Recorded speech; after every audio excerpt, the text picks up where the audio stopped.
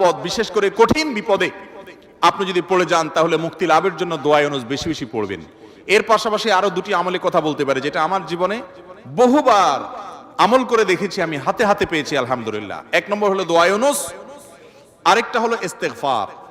এটাও হাদিসে আসছে, নবী করিম সাল্লাল্লাহু আলাইহি ওয়াসাল্লাম বলেছেন, মান লাজিমাল ইস্তেগফার, যে ব্যক্তি ইস্তেগফারকে লাজিম বানায় নেয়। লাজিম বানায় নেয় মানে কি?